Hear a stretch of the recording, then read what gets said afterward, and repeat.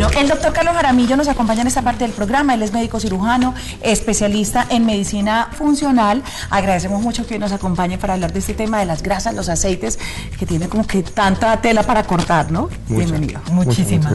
¿Cuál es el papel de las grasas en el organismo?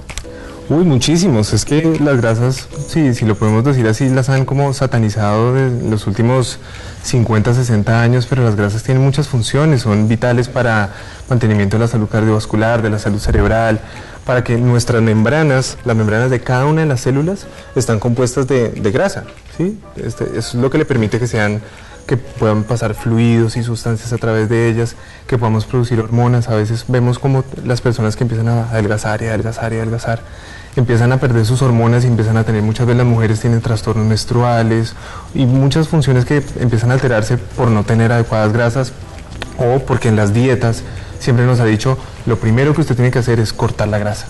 Lo que pasa es que en nuestra cultura, cuando nos mencionan grasa, inmediatamente nos remitimos al chicharrón de 40 patas y al buñuelo, a la empanada y todo lo demás. Sí. ¿Esa grasa es de la que estamos hablando o hay diferentes tipos de grasas? Hay diferentes tipos de grasas. Digamos que uno puede tener grasas de consumo saludables y grasas que no van a ser tan saludables, ¿sí? Lo que uno trata o lo que nosotros estamos tratando de optimizar ahorita con la medicina que hacemos hoy en día, es recordarle a la gente cuáles son las grasas buenas y cuáles son las grasas malas. Si uno pudiera hacer una separación así como cortante para que la gente pudiera entender bien cuáles son las grasas malas, es todo lo que es una grasa trans. ¿Y cuáles son las trans? Para allá vamos. A veces uno ve de pronto en los empaques que dice libre de grasas trans y lo que ustedes dicen, ¿cuáles son las grasas trans? Entonces, las grasas trans casi siempre resultan del proceso, siempre son digamos como de la elaboración o del proceso de fabricación, cuando casi siempre cogen una harina y la fritan y le hacen procesos de refritado, ahí la grasa cambia una composición estructural normal que tiene y se vuelve una grasa trans. Eso de trans es simplemente una forma como de la bioquímica. ¿Sí? Esa es la que se pega en las arterias. Esa es la que después termina pegándose en las arterias y que termina siendo muy mala. Una forma a veces de pronto de identificarla en los alimentos es cuando cogemos una etiqueta y miramos que dice grasas hidrogenadas o grasas parcialmente hidrogenadas. Esa es la forma como a veces nos esconden el nombre de trans, porque el nombre de trans es algo que ya mucha gente identifica.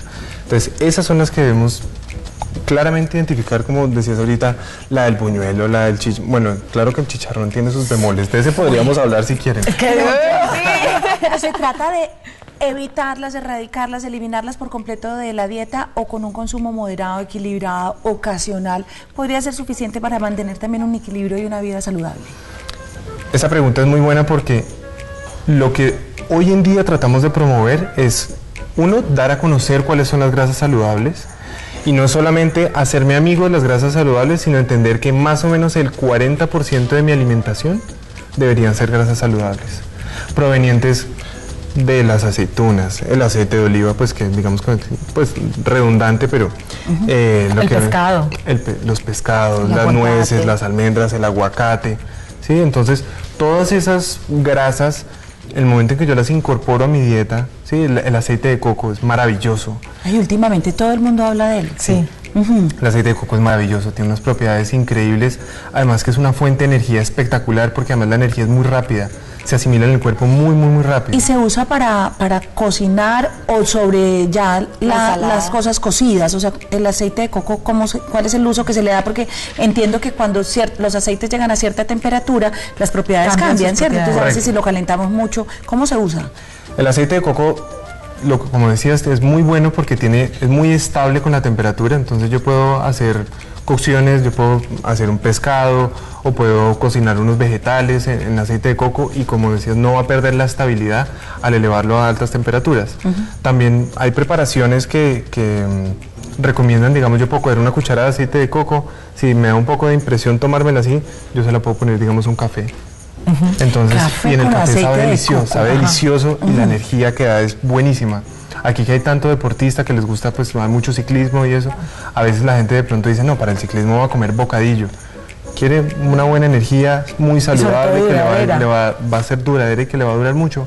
una cucharada de aceite de coco tiene una energía impresionante. Con el aceite de oliva hay algo también y tiene que ver con el tema de la temperatura nuevamente, ¿no? Sí. O sea, técnicamente eso se conoce como el punto de humo y cada aceite, dependiendo de cómo fue prensado y el origen, tiene un punto de humo o una resistencia, digamos, al calor mayor o menor. Entonces el aceite de oliva, que ha sido como divulgado como uno de los aceites más sanos que hay, hoy en día también muchos dicen, no, es que si usted va a cocinar con aceite de oliva o lo va a usar para cocinar y lo va a dejar que caliente mucho, no solamente pierde las propiedades, sino que se vuelve dañino. ¿Cuál es la realidad del uso del aceite de oliva y la temperatura también? Eso que estás mencionando es completamente cierto.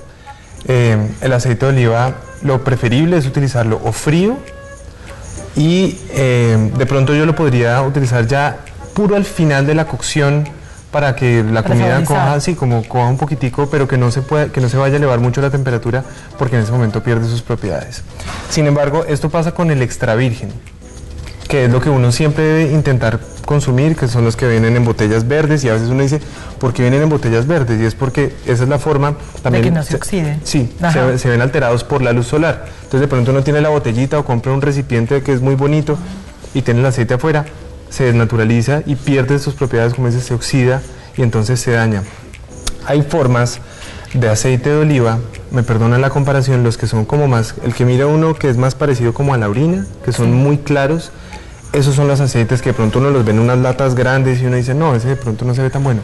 Ese es el que uno eventualmente podría utilizar para cocinar. Ya son mezclados también, no, o tienen más prensa. No, tienen más prensa, pero esos son mucho más estables a la temperatura, que esos son los que han utilizado en el Mediterráneo por siglos. ¿Sí? ¿Pero se desnaturaliza y se vuelve dañino o solamente pierde las propiedades? Ese, digamos que no tiene propiedades protectoras, pero si uno quisiera utilizarlo pues para cocinar, puede hacerlo, un frito, uno lo podría utilizar. Hay otros aceites como el aceite de linaza. ¿Para qué funciona el aceite de linaza? El aceite de linaza es muy buena opción porque es de la familia del omega 3, ¿sí? Tiene la ventaja que es de origen 100% vegetal, que a muchas personas les preocupa, dicen, no, de pronto yo soy vegetariano y no quisiera consumir aceites que tengan proveniencia animal, pero el aceite de linaza tiene propiedades antiinflamatorias que son muy buenas, entonces yo agregando o tomando de forma regular aceite de linaza puedo combatir enfermedades crónicas, ¿sí? Como la diabetes, la hipertensión, problemas cardíacos, problemas cerebrales crónicos, y entonces esto va a terminar haciendo la conversión desde la primera forma de la linaza, va a terminar formándose a la forma más pura del omega 3 y es un proceso natural. Además, que va a ser para los niños es súper importante también, sí, porque en la formación del cerebro el omega 3 juega un papel muy importante. Por supuesto.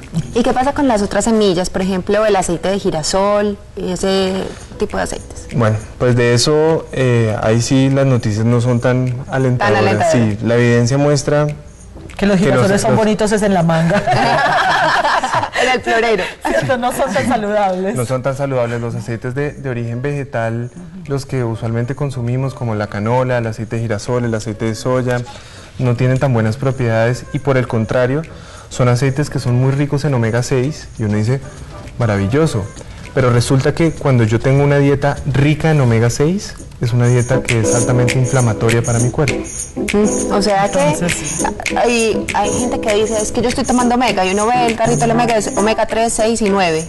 Es mejor, ahí yo les diría, váyanse siempre solo por el omega 3. ¿Es cierto que el omega 3 incluso protege, por ejemplo, contra enfermedades como la bipolaridad, contra la depresión también? Sí.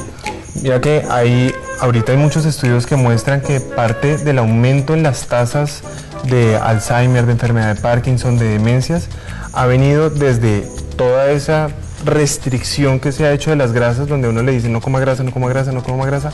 Todas las enfermedades neurodegenerativas han venido aumentando muchísimo. Digamos que la grasa viene siendo como, las grasas buenas pues vienen siendo como que los conductores de los nutrientes para el cerebro, ¿cierto? O sea, eso es como que la autopista, no, y es que además, ¿cierto? El pues 60% del cerebro es grasa, está compuesto de cosas que llaman fosfolípidos. Sí. Esos son, ahí sí es bueno uno ser bien grasositos. Ahí sí es bueno que sí, claro.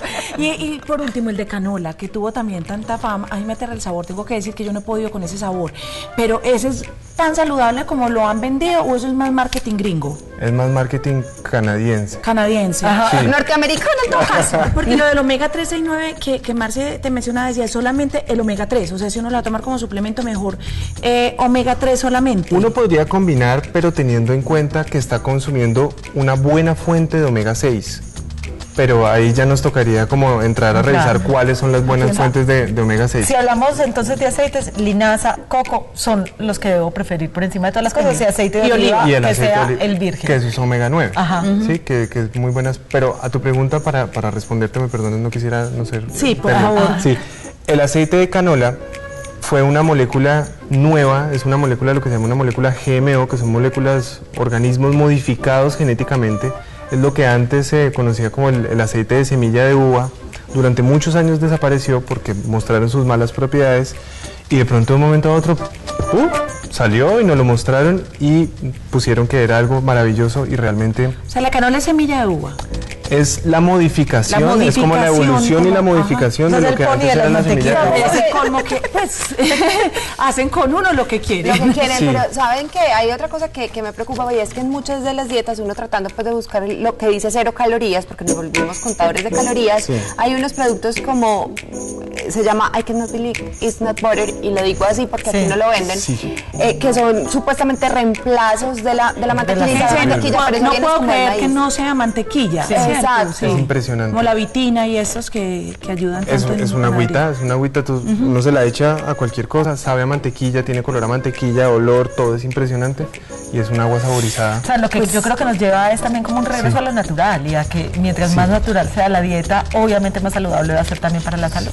Más saludable va a ser Muchísimas para la gracias salud, por para la acompañarnos salud. hoy. A ustedes, Interesantísimo. muchísimas gracias. Muy amable.